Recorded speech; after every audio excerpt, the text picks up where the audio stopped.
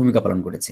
এবং তিনি ওই তাদের রোগীদের নাম ধরে ধরে তিনি কেস স্টাডি যা করেছেন, তিনি সেই রোগীদের নাম ধরে ধরে তিনি লিখেছেন, এবং কে কিভাবে সুস্থ হচ্ছে, কার ভিতরে কিরকম জটিলতা তৈরি হচ্ছে, মনোবিকার তৈরি হচ্ছে এবং কেন হচ্ছে, এই বিষয়গুলো তিনি খতিয়ে দেখার চেষ্টা করেছেন।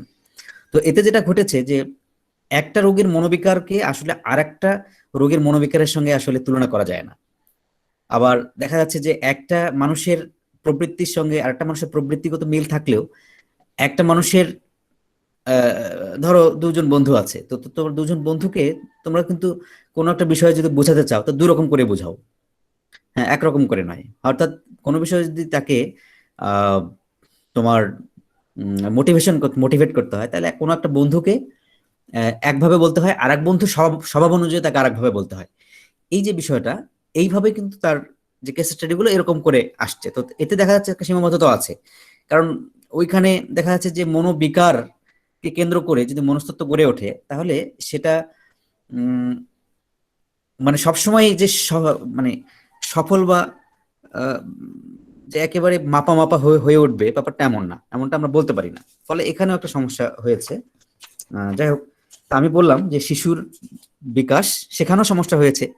শিশুর বিকাশের কথা যখন তিনি বলেছেন, সেখানেও সবকিছুকে আমরা মেনে নিতে পারি না, অর্থাৎ অনেকে মেনে নেন নাই। অনেকে মেনে নেন নাই, আমি তাদের কথা বলবো পরে পরে, আস্তে আস্তে বলছি।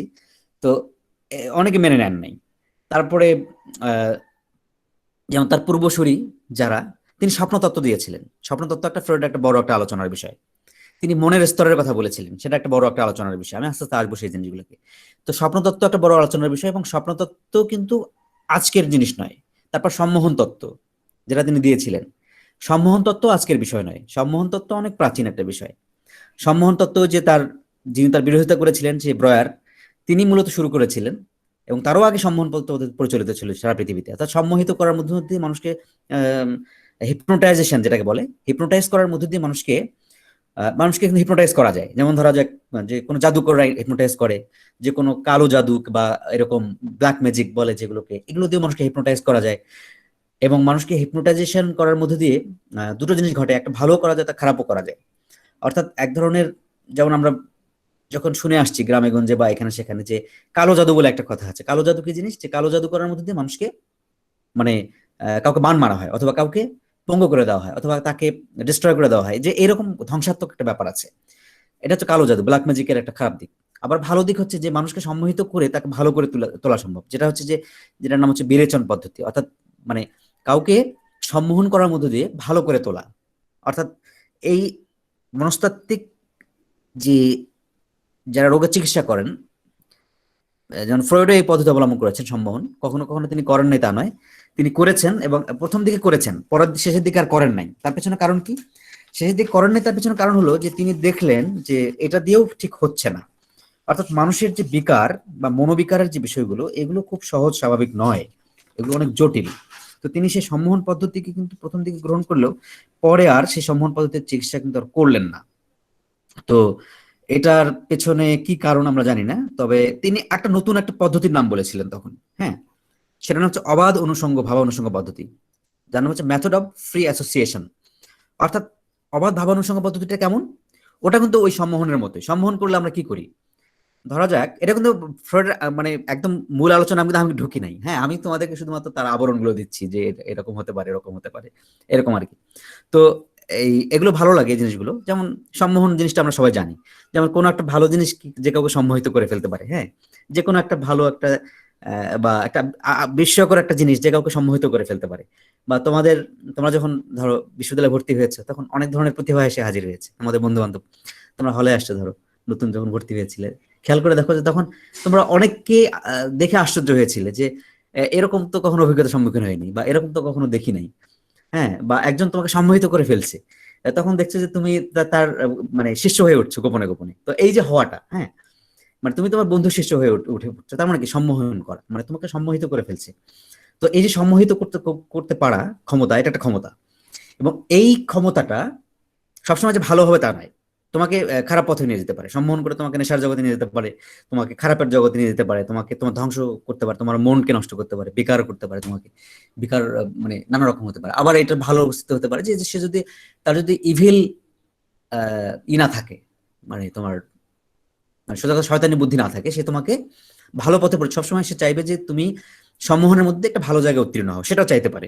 তো এই দুটো রকমই আছে। এখন ফ্রয়েড যেটা বলছেন যে অবাধ ভাবানুষঙ্গ পদ্ধতি, সেটা নিয়ে বলি যে মেথড অফ ফ্রি অ্যাসোসিয়েশন, এটা কি জিনিস?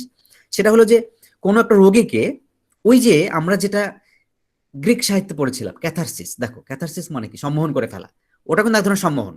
কারণ কি, একটা নাটক দেখছি আমরা, আমরা সম্মোহিত হয়ে যাচ্ছি।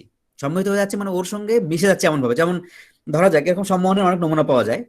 যেমন বিদ্যাসাগর, কথা মনে পড়লো হঠাৎ করে আমার, যে বিদ্যাসাগর একবার নীলকরদের কি নাটক হচ্ছে, সে নীলকরদের কি নাটক দেখার সময় বিদ্যাসাগর যিনি অভিনয় করছিলেন তাকে জুতো ছেড়ে ছুড়ে মেরেছিলেন। হ্যাঁ, ঠিক আছে। তো জুতো ছুড়ে মেরেছিলেন তিনি যাকে, তিনি তাকেও চেনেন, তার সঙ্গে তার ভালো পরিচয় আছে, কিন্তু মানে তিনি এমন সম্মোহিত হয়েছিলেন নাটক দেখে যে তিনি মঞ্চে জুতো ছুড়ে মেরেছিলেন ওই অভিনেতার দিকে। তিনি তখন সম্বিত হারিয়ে, মানে ব্যাপারটা ছিল প্রতীকী এরকম যে আমি জুতো ছুড়ে মারলাম হচ্ছে কার দিকে, আসলে ওই ইংরেজদের যে বিরোধিতা করেছে, না ইংরেজদের সঙ্গে যে আঘাত করেছে তাকে আমি জুতো ছুড়ে মেরেছি। অর্থাৎ নীলকর বা তাদের হেল্পার, তাদেরকে আমি জুতো ছুড়ে মেরেছি, এটা হচ্ছে মূল কারণ। এটা এক ধরনের সম্মোহন, মানে ওই সময় নাটক দেখার সময় বিদ্যাসাগর সম্মোহিত হয়ে গেছেন, এটাই আমরা বলতে পারি। তো এরকম সম্মোহন আমাদের জীবনে অনেক সময় আসতে পারে। যেমন ধরা যাক অনেক সময় আমরা দেখি যে আহ অনেকের মুখে ডিম ছুঁড়ে মারা হয়, জুতা ছুঁড়ে মারা হয়। হ্যাঁ, আমরা দেখুন জর্জ বুশের যে ট্রাম্পের মুখে কে যেন ডিম জুতা ছুঁড়ে মেরে, ডিম ছুঁড়ে মেরেছিল, তাই না? এরকম ঘটনা পাওয়া যায়। তো এই এই যে বিষয়গুলো, তো আমরা একটা জিনিস বুঝতে পারি যে সম্মোহন একটা, সম্মোহন নিয়ে অনেক কথাবার্তা হয়ে গেল। তো ক্যাথারসিসে আমরা কথা বলছি যে ক্যাথারসিস হচ্ছে এই, যেটা হলো যে ওটার ভিতরে নিয়ে যায় আমাকে। আর ফ্রয়েড বলছেন অবাধ ভাবানুসঙ্গ। অবাধ ভাবানুসঙ্গটা কি জিনিস? সেটা হলো যে একটা রোগীর সঙ্গে কথা বলতে বলতে তার সঙ্গে একীকৃত হয়ে যাওয়া। অর্থাৎ তাকে ভালো করে তুলতে গিয়ে, তার প্রতি তাকে ভালো করে তুলতে গিয়ে তাকে নানা রকমের হিলিং প্রজেক্ট নিতে হয় তাকে, যে তাকে নানা রকমের স্মৃতি মনে করিয়ে দেওয়া হয়, তাকে তার সঙ্গে গল্প করা হয়, হ্যাঁ, তাকে নানা বিষয়ে খোঁচা দেওয়া হয়, বা তাকে নানা বিষয়ে উদ্দীপ্ত করে তোলা হয়। হ্যাঁ, এই উদ্দীপ্ত করে তোলবার মধ্য দিয়ে তাকে কিন্তু সে ধীরে ধীরে ওই যে পুরোনো স্মৃতিগুলো যেগুলো সে ভুলে গেছে, বা সে কারণে যেটা হয় যে মনস্তাত্ত্বিক রোগীদের একটা বড় সমস্যা হচ্ছে স্মৃতি ভুলে যাওয়া, অথবা তোমার স্মৃতিকে ঠিকমতো জোড়া না না দেবার ক্ষমতা, মানে ভেঙে ফেলে আর কি। মানে তারা নিজের অস্তিত্বকে ভেঙে ফেলে, যে অস্তিত্বটা বলে আমরা টিকে থাকি, বা আমরা অনেক ধরনের বিকার সত্ত্বেও, সব প্রত্যেকটা মানুষের মধ্যে বিকার আছে, ফ্রয়েড এই কথাটা বলতে চান। তো বিকার সত্ত্বেও প্রত্যেকটা মানুষ আমরা কিন্তু বাস্তব জীবনে পথ চলতে পারি। আর যদি চলতে না পারি তাহলে আমরা কিন্তু বিকারগ্রস্ত হয়ে যাই। তো এই বিকারের পরিমাণ যত বাড়তে থাকে, রোগের পরিমাণ তত বাড়তে থাকে। অর্থাৎ একজন মানসিক রোগীর এই জিনিসটা এটা বাড়তে থাকে, অবিরত বাড়তেই থাকে। তো যদি বাড়তে থাকে তখন তাকে ফিরিয়ে নিয়ে আসার জন্য এই অবাধ অনুষঙ্গ পদ্ধতি, যেটাকে বলে মেথড অফ ফ্রি অ্যাসোসিয়েশন, এটাকে অবলম্বন করা হয়। এবং এটাকে ফ্রয়েড, আগে বললাম যে তিনি সম্মোহন পদ্ধতিতে চিকিৎসা করা শুরু করেছিলেন, এবং পরে তিনি সেটাকে চলে গেছেন অবাধ অনুষঙ্গ পদ্ধতির ওইদিকে। এবং সম্মোহন পদ্ধতির একটা ব্যাপার হলো, সম্মোহনের মধ্যে এক ধরনের আছে, আধ্যাত্মিকতা আছে, কখনো দেখা যাচ্ছে সম্মোহনের মধ্যে এক ধরনের রহস্যময়তা আছে। ফ্রয়েড আসলে সেই রহস্যময় জগৎ থেকে সরে যেতে চেয়েছেন, এটা সবচেয়ে বড় কথা। না, ফ্রয়েড হচ্ছে বিজ্ঞানবাদী মানুষ, তিনি চাচ্ছেন যে মানুষকে মানে বাস্তব জগতে কিভাবে তাকে আহ বাস্তবতা দিয়েই তাকে সুস্থ করে তোলা যায়, সেই পদ্ধতিকে তিনি অবলম্বন করছিলেন। এবং তার জন্য তিনি তার সঙ্গে গল্প করা, তারপরে তাকে সুস্থ করে তোলার জন্য তার যাবতীয় যে আহ ভাবানুষঙ্গ পদ্ধতি, যেটা যেটা সম্মোহনের মধ্যে দিয়ে এগিয়ে যায় বা ভাবানুষঙ্গের মধ্যে দিয়ে এগিয়ে যায়, সেটা করা, সেটা তিনি করতে চেয়েছিলেন। আমরা এখন ওই প্রশ্নটার মধ্যে আসি যে, যে একজন প্রশ্ন করেছিল আমাকে, সাদিয়া সুলতানা অনামিকা, যে ফ্রয়েডের মনের স্তর, তাই না? এটা হচ্ছে ফ্রয়েড সম্পর্কে সবচেয়ে বড় বিষয়, যে তিনি মনের স্তরকে আবিষ্কার করেছিলেন। এবং এই মনের স্তরকে আবিষ্কার করার মধ্য দিয়ে আমরা ফ্রয়েডকে যেভাবে পেলাম, যে তিনটা স্তরের কথা তিনি বলেছেন। একটা হচ্ছে ইড, একটা হচ্ছে ইগো, একটা হলো সুপার ইগো। আমরা এটুকু আলোচনা করে নিই যে ইড, ইগো, সুপার ইগোটা কি জিনিস। এটা তোমরা একটু স্ক্রিনের দিকে তাকালে বুঝতে পারবে। আমি একটু প্রেজেন্ট যদি করতে চাই,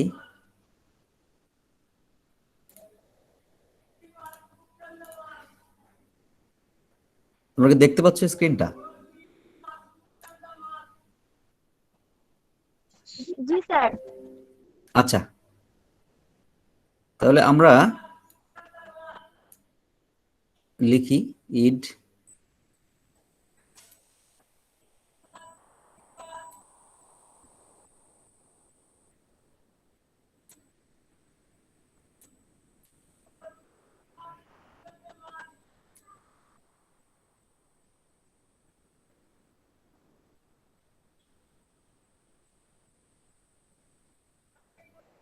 তিনি এই তিনটা স্তরের কথা বলেছিলেন। তো একটা হচ্ছে, এটার বাংলা নাম দেওয়া হয়েছিল অদস অথবা উপরের স্তর বা সচেতন।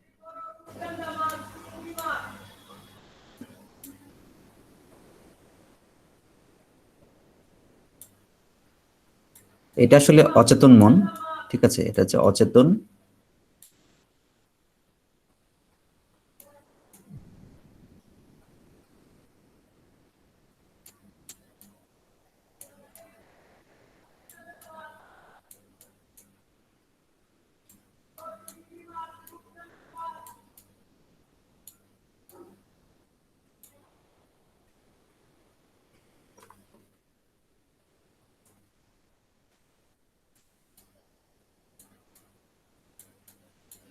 এটাকে আমরা যদি এভাবে বিচার করি তাহলে আমরা দেখতে পাবো যে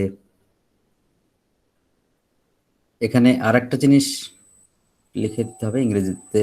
যদি আমরা বলি, এটাকে বলবো আনকনশাস। লেখার জায়গা নেই, আমি শুধু বলে দিলাম।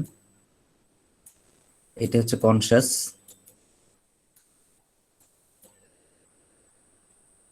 আর এটি হলো সাবকনশাস। হ্যাঁ,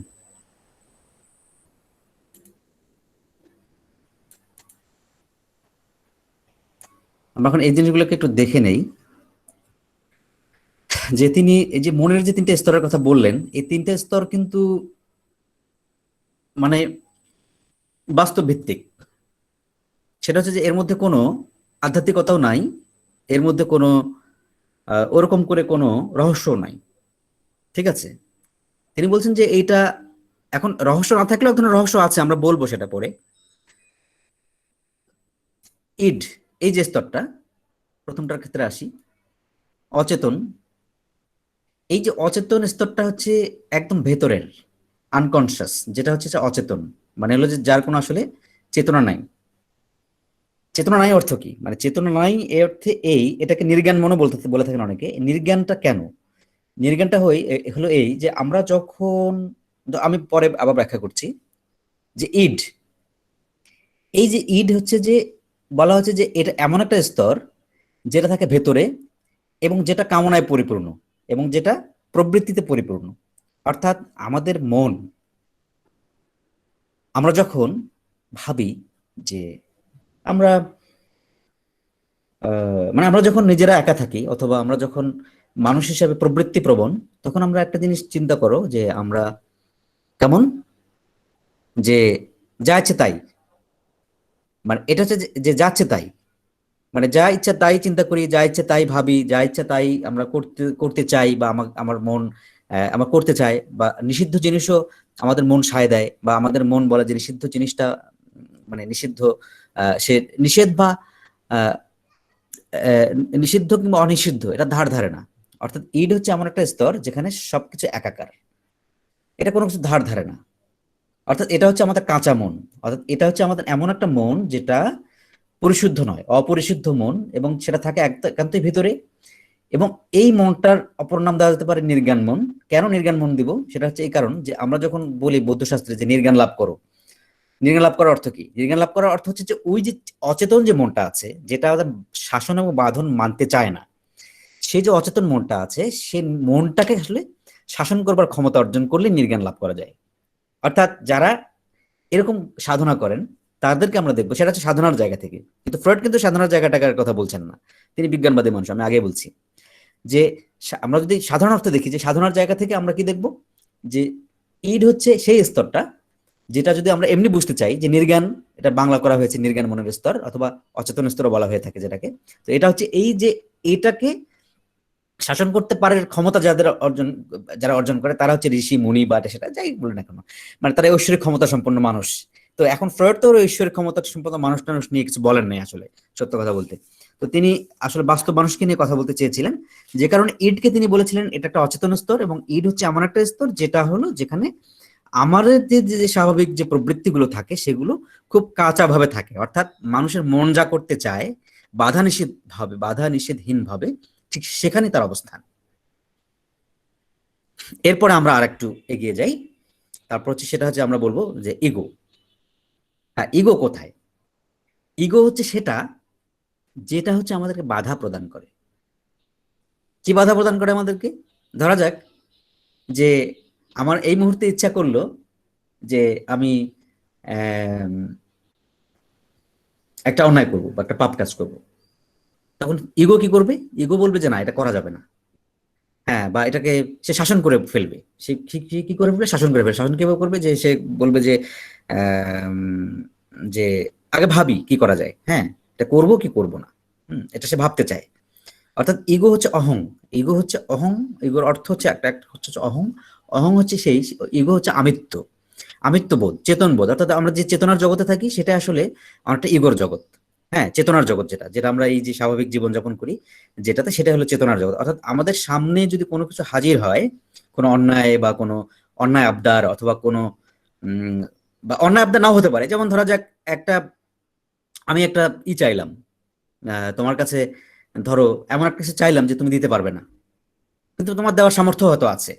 যেমন ধরো আমি তোমার কাছে বললাম যে তোমার সবগুলো টাকা আমাকে দিয়ে দাও এখন। হ্যাঁ, এটা আমি তোমার কাছে চাই, এটা হচ্ছে আমার অচেতন মন বলছে তোমার সব টাকাগুলো কেড়ে নেই। ঠিক আছে? কিন্তু ইগো কি তা করে? ইগো কখনো তা করে না। ইগো কি করবে? ইগো বলবে যে না, সব টাকাগুলো কেড়ে নেওয়ার দরকার নেই। কারণ হলো যে আচ্ছা করবো কি করবো না একটা ভাবি, চিন্তা করি। হ্যাঁ, যে তোমার কাছে আমি কতটুকু চাইতে পারি। ধরা যাক আমার কাছে কোনো টাকা নেই, তোমাকে কতটুকু চাইতে পারি, সেটা ইগো আমাকে প্রথমে এটাকে মানে আমাকে বাধা দিবে, যে সে করতে দিবে না। আর এটা চেতন মন। অর্থাৎ চেতন মনে আমাদের অনেক কিছু আমরা কি করি, যা চিন্তা করি আমরা মনের ভিতরে সেটা আমরা করি না। অর্থাৎ যে অন্যায়গুলো আমাদের মনের ভিতরে জাগে, অথবা যে অন্যায় না হলেও যেটা ধরো যে এরকম ন্যায়সঙ্গত ভাবে হতে পারে, যেমন ধরা যাক আমি চাইলাম যে যে মানে এমন কিছু চাইলাম যেটা দেওয়ার সামর্থ্য আছে, এটা বললাম যে তোমার কাছে টাকা চাইলাম যে তোমার দেওয়ার সামর্থ্য আছে, কিন্তু আমি তোমার কাছে কেন নিব? প্রশ্নটা জাগে এখানে। অর্থাৎ তোমার কাছে নিতে চাইলে, তুমি দিতে সামর্থ্য থাকলে তুমি তোমার কাছে নেওয়াটা কেমন সঙ্গত? এই যে সঙ্গত নয়, এটা কে নির্ধারণ করবে? এইটা শেষে নির্ধারণ করে গিয়ে সুপার ইগো। এই যে শেষে, অর্থাৎ সে দেয় ডিসিশন। এই সুপার ইগো দিবে ডিসিশন, হ্যাঁ, ডিসাইড করবে সে। অর্থাৎ কি করবে? সেটা হলো যে ভালো কি মন্দ এটা ভাববার সময় নেবে ইগো, আর ডিসাইড করবে সুপার ইগো। এটা ইগো কিন্তু এখানেও আছে, দেখো ইগো শব্দটা। তো সুপার ইগো কি করবে? সে বলবে যে ঠিক আছে, তোমার কাছে এই মুহূর্তে টাকা নেই, কিন্তু তুমি সব টাকা নিতেও পারো না। তোমাকে আমি দেবো কি, আজকে চলার জন্য ঠিক আছে দিলাম কিছু টাকা, নাও।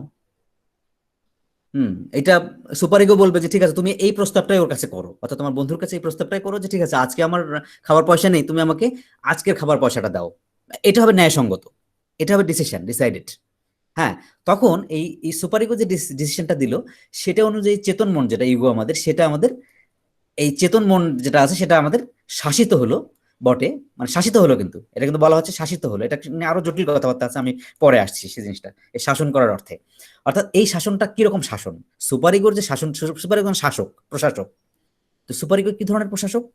সুপার ইগো হচ্ছে সেই ধরনের প্রশাসক যে প্রশাসক আমাদেরকে বাধ্য করলো বিষয়টাকে সামাজিক করে তুলতে, বিষয়টাকে কখনো কখনো ন্যায়সঙ্গত করে তুলতে। অর্থাৎ আমাদের সমাজ জীবনের যে বিষয়গুলো আছে, যেগুলো ডিসিশন নিতে গিয়ে আমরা যে কাটছাট করি, আমরা যে সেন্সার করি, অর্থাৎ আমাদের সবকিছু করার দরকার নাই, আমাদের যে ডিসিশনটা তৈরি হয়, আমাদের আমাদের যেটাকে বলবো যে ইনসাফ যেটাকে বলে আর কি, যে ন্যায়সঙ্গত হওয়া, ন্যায় বিচার হওয়া, সেটাকে সুপারিগো বলে দেয়। এটাকে অবচেতন মনটা আমাদের বলে দেয় যে এইটা ন্যায়সঙ্গত, এবং চেতন মন সেটাকে অ্যাপ্লাই করে। অর্থাৎ আমরা চেতনা জগতে থাকি এবং এই ইগোর জগতে থাকি, যেহেতু কনসাস জগতে থাকি, এই কনসাস জগৎটা নিয়ন্ত্রিত হয় সুপার ইগো দ্বারা বটে, কিন্তু সুপার ইগো ডিসাইডেড করে যেটা, সেটা আমরা করি। এখন তোমরা বলতে পারো এই ডিসিশনটা কখনো কখনো খারাপের দিকেও যেতে পারে। ধরা যাক যে তোমাকে বলা হলো যে একটা অন্যায় করতে, সুপার ইগো একটা অন্যায় করলে, কেউ খুন করতে চাইলো একজন মানুষকে, তো সে খুন করে ফেললো, তাহলে কি এটাকে তুমি বলবে যে সুপার ইগো বলে দিয়েছে? এটা ব্যাপারটা আসলে তা না। ব্যাপারটা হলো সুপার ইগো সবসময় তোমার ইটাই চায়, ন্যায়সঙ্গত দাবিটাই চায়, কিন্তু ইগো তার ইগো কখনো সীমা অতিক্রম করে ফেলে। অর্থাৎ যে সীমানাটা দেওয়া ছিল সুপার ইগোর জায়গা থেকে, সেই সীমানাটা অতিক্রম করে ইগোর কাছে ইড গিয়ে হাজির হয়। অর্থাৎ ইগো বলে তখন চেতন মন, তখন আসলে তার চেতনা হারায় সত্যিকার অর্থে, এবং চেতনই সে থাকে। একটা মানুষকে যখন খুন করছে একজন মানুষ, তখন তো সে চেতনাতেই থাকে। ব্যাপারটা এমন না, সে হতে পারে অবচেতন মনে ঢুকে গেল সে, কিন্তু অবচেতন মনে ঢুকলেও সে কিন্তু মানে জেনেই খুনটা করছে। অর্থাৎ বিষয়টা হলো তার ইগো তাকে এখানে সারপ্লাস করে যাচ্ছে, অর্থাৎ তাকে যে জায়গাতে ন্যায়সঙ্গত থাকা দরকার ছিল থাকছে না, অর্থাৎ তাকে তাকে অতিক্রম করে সীমা অতিক্রম করছে। এই সীমা অতিক্রমটাও থাকে চেতন জগতে। হ্যাঁ, দুটো থাকতে পারে।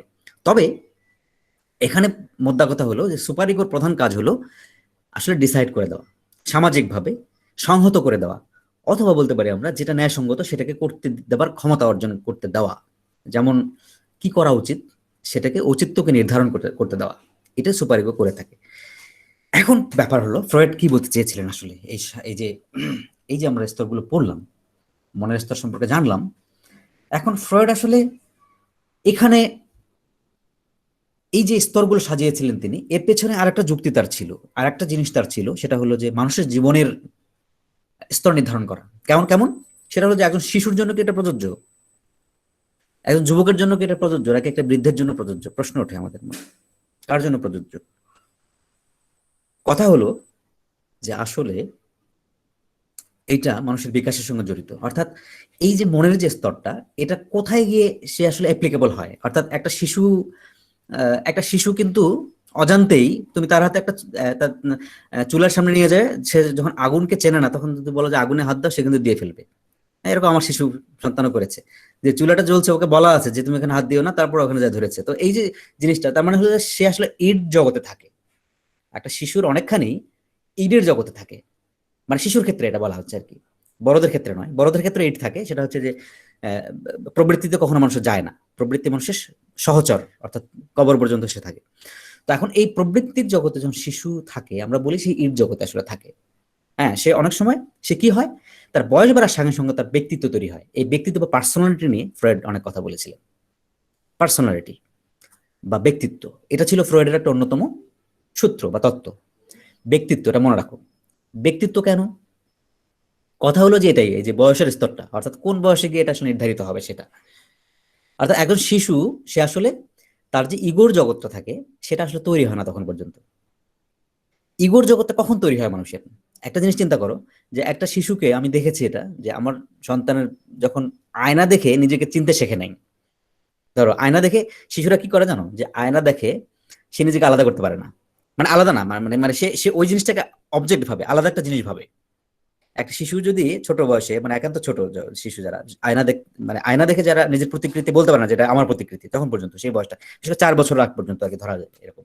তো সে যখন আয়নার সামনে দাঁড় করানো হয়, তখন সে কি করে, সে ওটাকে অবজেক্ট ভাবে, সে মনে করে এটা আলাদা একটা বস্তু, অর্থাৎ এটা অন্য একটা কিছু। হ্যাঁ, এরকম একটা কিছু। আবার অবজেক্ট ভেবেও আবার আরেকটা ঘটনা ঘটে সেটা তার মধ্যে, সেটা হলো যে সে সাবজেক্ট এবং অবজেক্টকে আসলে আলাদা করতে পারে না। এটা তার একটা ঝামেলা। অর্থাৎ ইডের যে জগৎটা, সেটা হলো সাবজেক্ট অবজেক্ট বা আহ, আমিত্বকে আলাদা করতে পারার যে ক্ষমতাটা, সে অর্জিত হয় না। তো যদি অর্জিত না হয় তাহলে কি ঘটবে, সে আসলে এমন একটা স্তরে আছে, সে আসলে তার অনুভূতির জগৎটা এভাবে কাজ করে না, বা চেতন জগৎটা বা ইগোর জগৎটা কাজ করে না। তো ফ্রয়েড বলছেন যে 4 বছর বয়সের পরে আস্তে আস্তে এটা, 4 বছর থেকে 8 বছর, মানে 8 বছরের মধ্যে ভালো বিকশিত হয় শিশুরা একদম পরিপূর্ণভাবে প্রায়। আট, তারপর হচ্ছে বয়সন্ধিকাল 12তে গিয়ে, 8 থেকে 12 বা 12তে গিয়ে তার পরিপূর্ণ অবস্থার মধ্যে সে হাজির হয়, উপস্থিত হয়, বয়সগতভাবে এবং একইভাবে তার চিন্তাগতভাবে।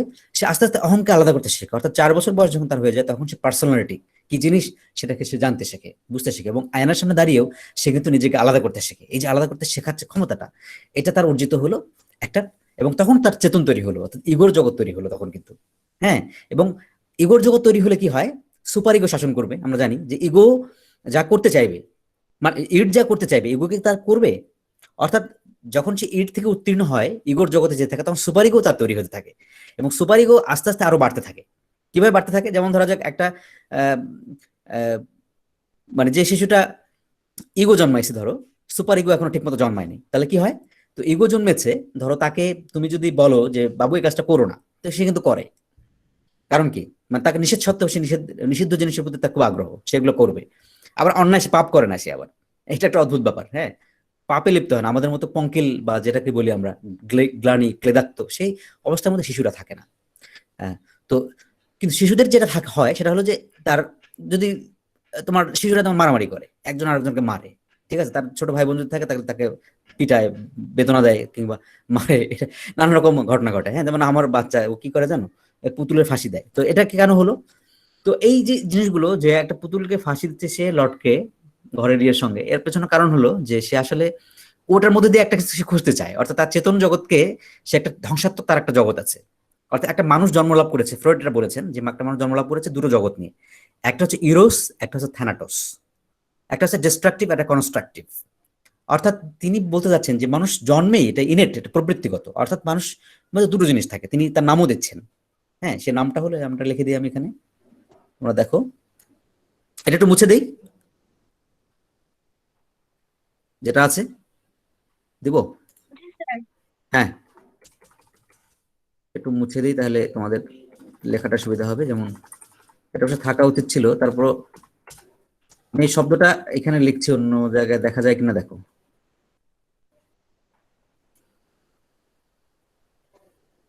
আমি দুটো শব্দ লিখলাম, কি লিখেছি বলো?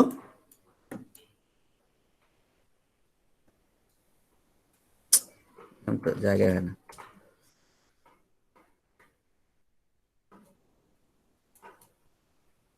আগেরটা কি লিখলাম বলো? ইরোস। ইরোস। ইরোস। পরেরটা কি লিখলাম? থ্যানাটোস। থ্যানাটোস, হ্যাঁ। এই এই দুটো জগতের কথা তিনি বলেছিলেন।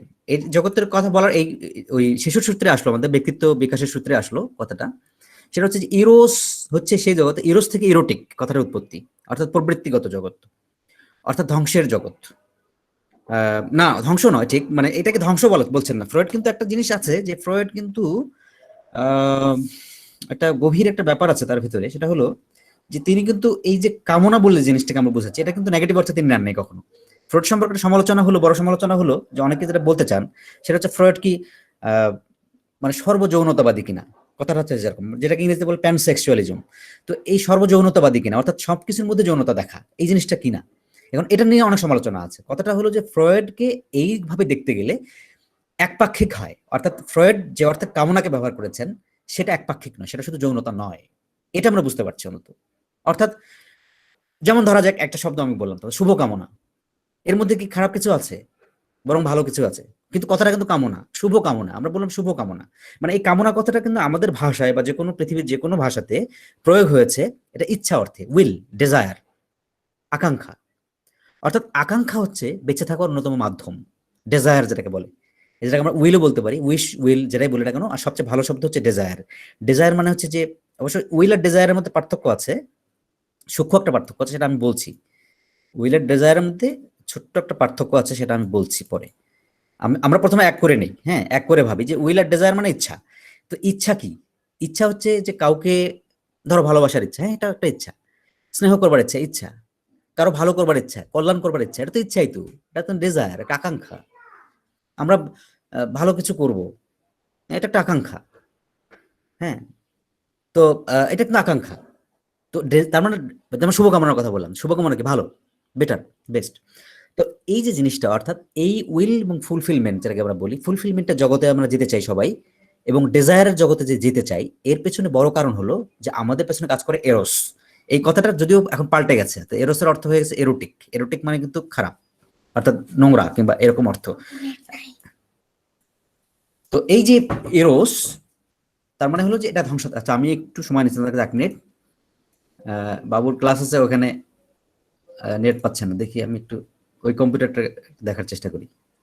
হ্যাঁ, ঠিক আছে, আমি আবার আসছি। জি হ্যালো। স্যার। হ্যাঁ, একটু একটু, হ্যাঁ।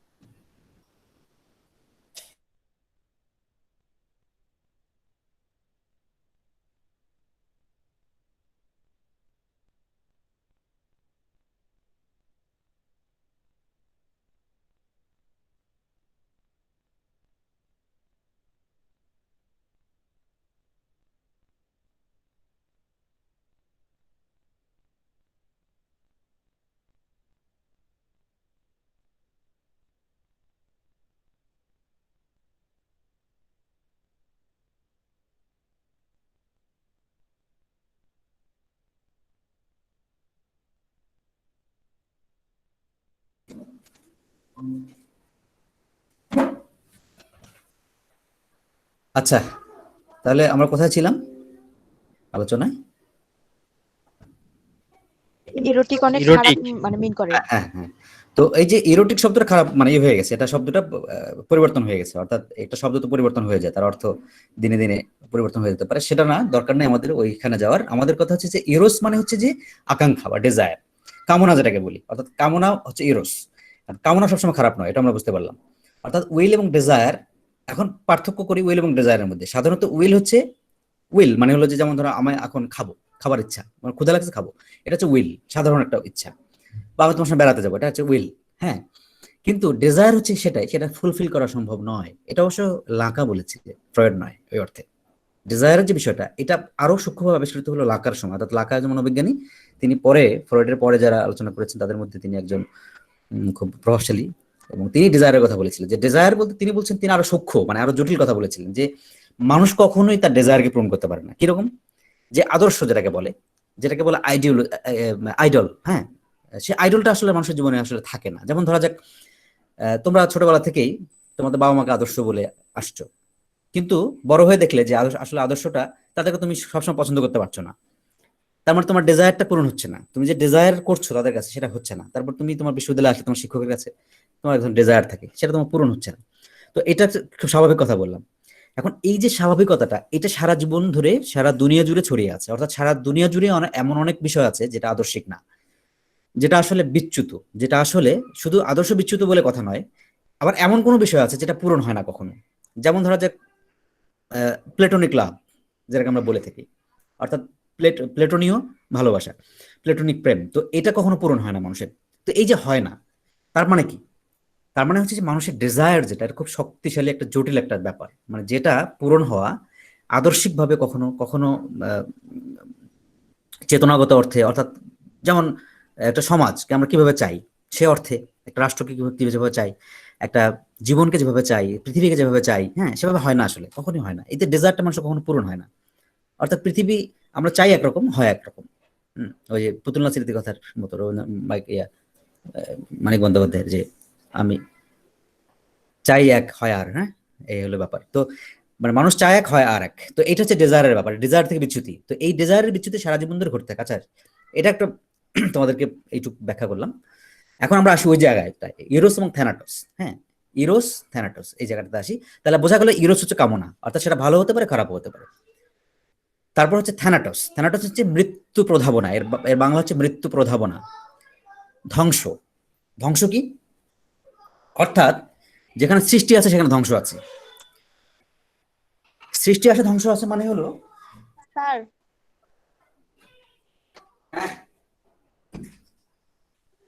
হ্যাঁ বলো বলো। স্যার আমাদের নেক্সট একটা ক্লাস আছে আচ্ছা, আমি 12টায়। এখানে শেষ করে দিচ্ছি আজকে, পরে আবার আগামী ক্লাসে বাকিটা বলবো। এমন এই থ্যানাটস দিয়ে শেষ করে দেই। থ্যানাটস হচ্ছে সেটাই যেটা হলো মৃত্যু প্রধাবনা, অর্থাৎ মানুষের জীবনে এই যে বললাম সৃষ্টি একটা ধ্বংস। অর্থাৎ ইরোস বা কামনাকে ফ্রয়েড বলেছিলেন সৃষ্টি। অর্থাৎ আমাদের যদি আকাঙ্ক্ষা না থাকে আমরা কখনো বেড়ে উঠবো না। আমাদের যদি আকাঙ্ক্ষা না থাকে আমরা হয়ে যাবো পাগল।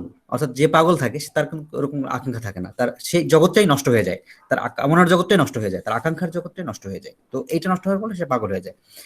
আর থ্যানাটস হচ্ছে মৃত্যু প্রধাবনা। অর্থাৎ মৃত্যু প্রধাবনা বলতে বোঝাচ্ছি আমরা যে সেই কামনার জগৎটা নষ্ট হয়ে যাওয়া। অর্থাৎ যদি কোনো আকাঙ্ক্ষায় আমাদের কাজ না করে, অর্থাৎ মৃত্যুর দিকে আমাকে টানছে জীবন, কিন্তু আমাকে টেনে নিয়ে যাচ্ছে আসলে মৃত্যু। আমাকে আগ্রহান্বিত করা জীবন, কিন্তু আমাকে টেনে নিয়ে যাচ্ছে মৃত্যু। এই যে কথাটা, এটা মির্জা গালিবের শেরের মতো আর কি, যে हम्म ईमान मुझे रुके है जो खींचे मुझे कुफर, কাবা মেরে পিছে है কালিসা মেরে আগে। এই যে বলছিলেন মির্জা গালিব, কেন বলেছিলেন? যে কারণ হলো যে আমাদেরকে সবসময় ধ্বংস প্রবৃত্তি আমাদেরকে টেনে নিয়ে যায়। এই যে টেনে নিয়ে যাওয়াটা, এটা শিশু থেকে শুরু করে বয়স্ক সবার মধ্যে, এবং যুব বয়স্ক সবার মধ্যে এটা কাজ করে। এই যে ধ্বংস প্রবৃত্তি, এইটা তার মধ্যে একেবারে মানে ইনবিল্ট, যেটাকে বলা হচ্ছে যে যে ওর ভিতর তৈরি করে দেওয়া আর কি, মানুষের ভিতরে এটা থাকে। তার মানে ইরোস এবং থ্যানাটস এগুলো মানুষের মধ্যে প্রবলভাবে বিরাজমান। তো ঠিক আছে, আজকে এ পর্যন্তই। আমাদের আর কথা বলার সময় হলো না। আগামী দিন আমরা ফ্রয়েডীয় মনস্তত্ত্বের যতটুকু বাকি থাকলো সেটা নিয়ে, এবং সাহিত্যে ফ্রয়েড কিভাবে কাজ করেছেন সেটা সম্পর্কে কিছুটা আলোচনা করব, এবং আজকের যে ক্লাসটা হলো সেটা নিয়েও একটু তোমাদের কাছে শুনতে চাইবো। ঠিক আছে?